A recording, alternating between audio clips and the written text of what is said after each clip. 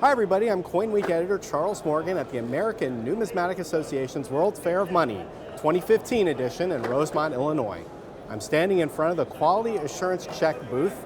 Quality Assurance Check certifies certified modern coins. I brought with me a box of 20 modern coins and I'm going to submit an order and see how the results turn out.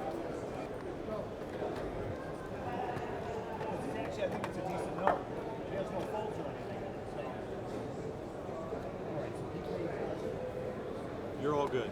You got 2 coins, right? Got the coins. Two.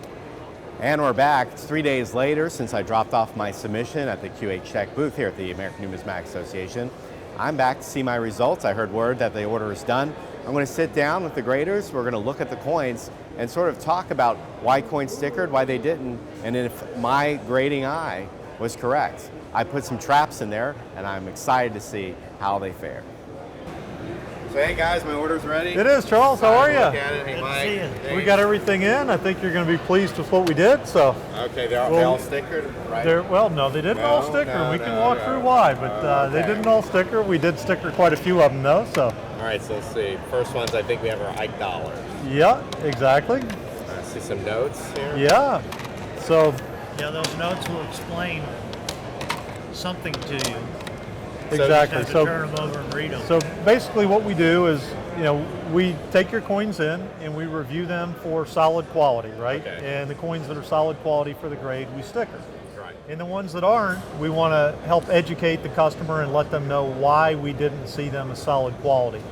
So we will articulate on a note to you and tell you exactly what we saw on the coin that kept us or prevented us from stickering the coin. So you're going to do this for everybody? That is correct. Every order, not exactly. Not just VIPs. Not just you. Right. Right, okay. We do that for everybody. That's exactly right. All right, so let's look at these 71 Ps. Sure. All right. Absolutely. So I have 1 out of 4 here. You have 1 out of 4. That's a tough date, as you know. Right. And it's a hard date to find nice. It's a hard date to find with nice luster. Right. But they certainly do exist, and they clearly exist in 65. So we have the one that's stickered, and you can see if you look at it and you compare it to the others, it's clearly a superior coin. Okay. Even though they all have the same grade. Right. So, a coin like that, if you're a collector, you clearly want one that's on the upper end versus an average or a below average quality coin. Well, you won't believe this. These are 4 out of 15 coins out of the same roll. I would believe That it looked that way when I got was looking 3 at them. 66s and 5 65s, of which I brought 4. And then the rest were 64s. Yeah, but that's That a was pretty a nice awesome roll. Yeah, That's yeah. a very that nice roll doesn't roll. happen very often. Not at it's all. It's one of the tougher dates to get 5s. Yes, it for is. Philadelphia.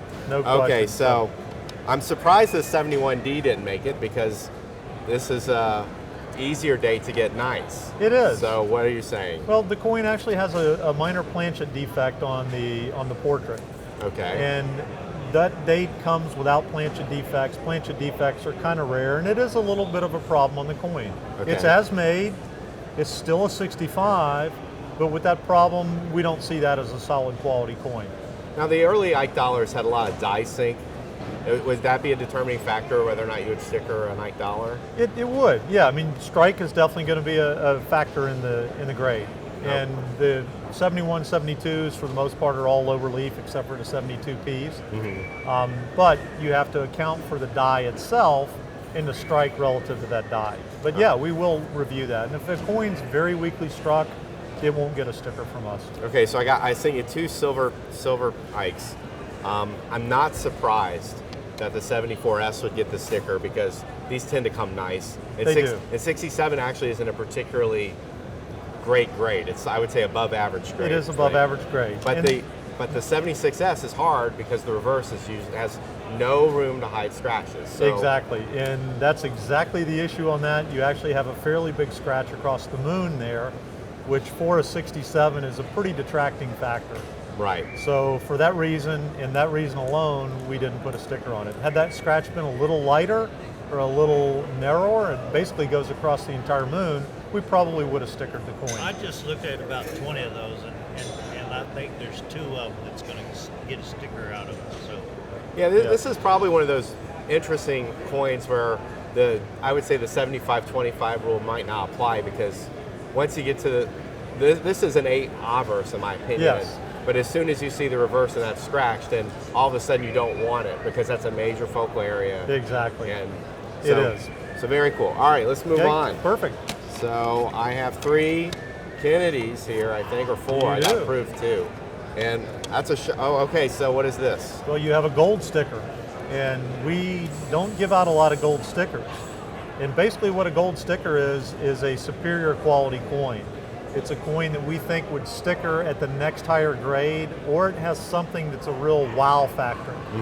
And that date's a very, very difficult to date to find nice. So this is the 82p, no FG. So it's 82p, no FG, exactly. Those usually look like crud.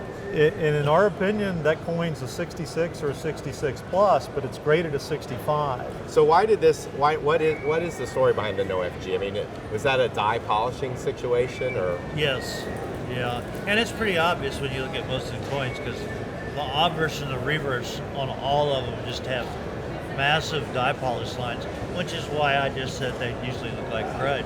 But for some reason, yours has a real nice eye appeal for one of those. It does stand out above what most of them do, you know. So I actually paid above market price for this coin because I thought it was a nice coin. So it looks like I had a pretty good eye in this situation. We see the same thing you do, which is good. Now on these didn't sticker, which actually surprised me. This 98D was the first Kennedy $half ever submitted when I first started collecting coins because I thought it looked just fantastic. But 66 wasn't the grade I thought it was. So what was the issue with this? And this is a lot like the 76S. It has some issues on the shield on the reverse, and I think some of the others actually had that same issue on the shield. And it's just such a prime focal area right in the middle of the coin.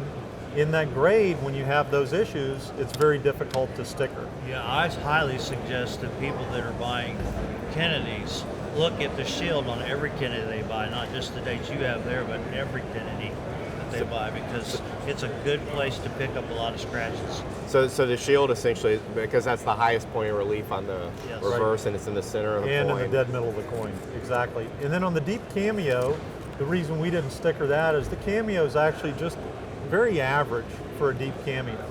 So when we look at the coin, we're going to review the grade of the coin, and if it has a superlative, a deep cameo or full steps, we're going to review that as well. And if we don't believe a coin is a deep cameo, then we won't give it a sticker, even though the grade might warrant the grade on the coin. But you have to look at both components. Right, and in 68, I mean, not every Kennedy $half from that date would get a cameo necessarily. Correct. So, Right. And it's not a real rare date in deep No. cameo either. Right. So, okay, very interesting. okay. All right. Here's one two of them I'm actually totally surprised by. Okay. Okay, so these are 2 Proof 70 decam Sacagawea dollars. And to me, like a 70 is a very difficult grade that most collectors can't see the difference between a 69 and a 70. Correct. So are you telling me that these are perfect coins based on your... Well, what we're saying is they're very solid quality 70s. And that sounds like a real dichotomy because all 70s are not created equal. And you're never going to find an absolutely perfect coin. You could bring me any 70 and there will be some very minor imperfections. Although one of those is as close as it gets, that's for sure. It is, that's Right. exactly right. And so what we're looking for, the imperfections have to be super minute. You really only need to be able to pick them up with a loop. If you see them with your naked eye or they're in a very prime focal area, a coin will not get a sticker if it's a 70. So what is the defect or the flaw in most that, I'm not saying that most 70s are flawed, but what is the most common thing that is missed when you see a 70 graded by a major Well, service? a lot of times you get some lint strike throughs or you get a very minor carbon spot, even on a proof coin. They're specially handled, but the metal has issues with it, and sometimes those issues come to the surface. So again, they're as made, and technically they're perfect, but if we're looking for solid quality 70s, those are minor issues that we need to call out. And you would never gold sticker a 70? We'd never gold sticker a 70.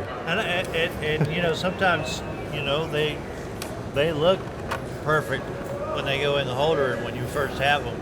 By the time they get around to us, a little wisp of a fingerprint or something will have, shown up. So, Now, what about haze? You know, the haze that naturally develops, or patina or toning. Like, I've seen 70 coins turn in the holder, not necessarily in a bad way, but like for clads, maybe they get a little bit yellow. Or would that be a determinative factor when you're? It would be. So if we get a coin in that has a nice toning look to it or patina, that's okay in a 70 grade. Although I would tell you, for the most part, most of the collectors don't like that. So if we see something coming in like that, it's going to have a pretty patina.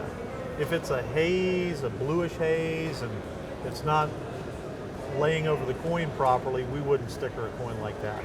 And I would tell you, most 70s that would have some haze on it or patina, we most likely would not sticker. But certainly there are some that we have that look pretty. Okay. So speaking of toning, these are two Susan B. Anthony dollars, which aren't fairly common with toning. Correct. Unless it's laboratory-induced toning. Artificially toned. So you like both of these coins, and why was that? We did. I mean, they're both natural coins in terms of the toning. The luster on the coins are nice. They're relatively low grade, not a lot of high value there, but what we're looking at is, are they solid for what they are? And they absolutely are, and to your point, they have a very pretty eye appeal to them. And that eye appeal is what gives us the solid quality for what it is. And we go by the color a lot too. The colors tend to fall in the same pattern that they do on a rainbow. Right. You know, from the exterior into the center like they do a rainbow. And even though those aren't like bullseyes or anything on those coins, you can see that that's the color pattern that's evolving on those. So if there was something on the surface of the coin chemically, it could oxidize and add that color to it over time, you know.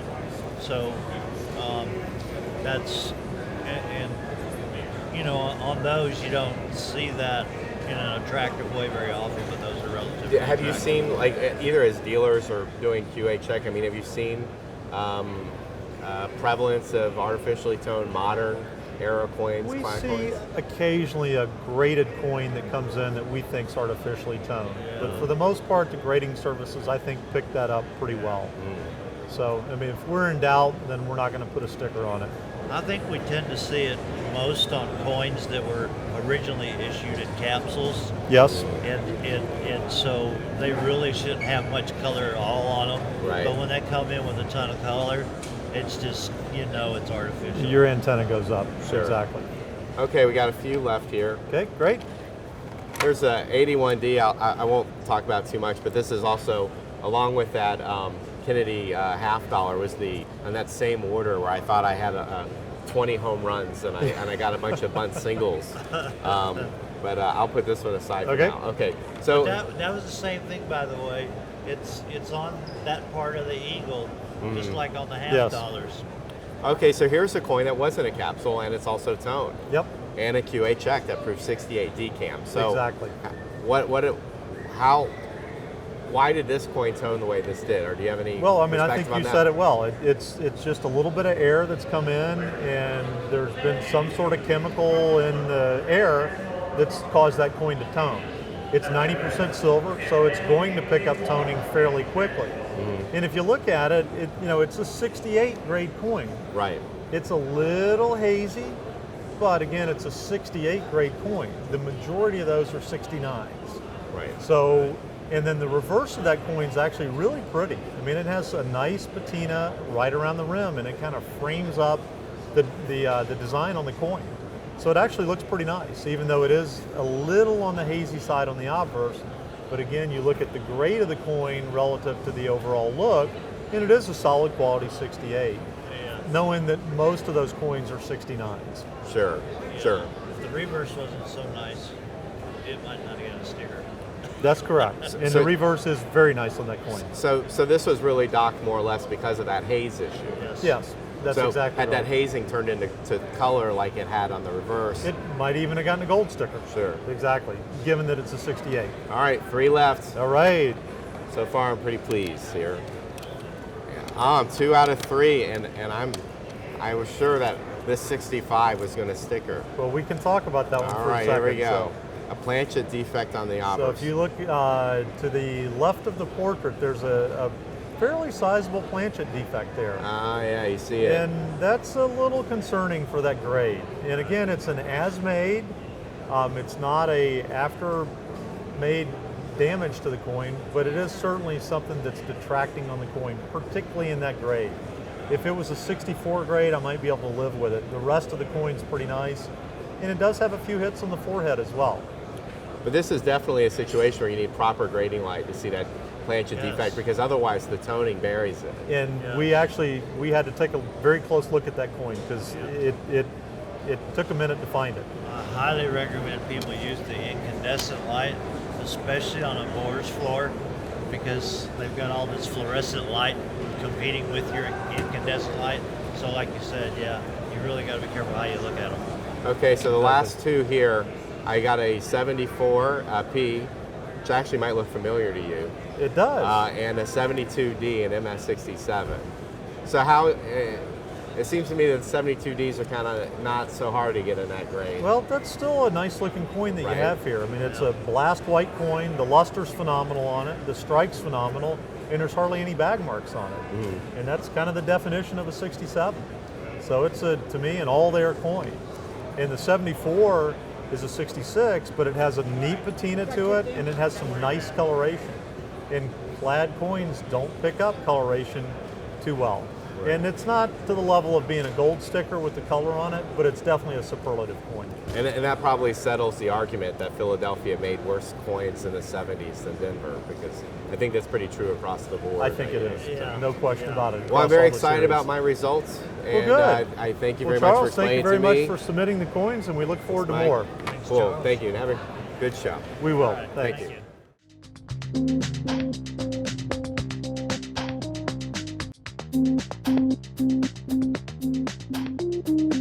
If you like this video, we're sure you'll love these 3 videos. And please subscribe to our YouTube channel. CoinWeek is the #1 source online for all things numismatic. Visit www.coinweek.com to take your hobby to the next level.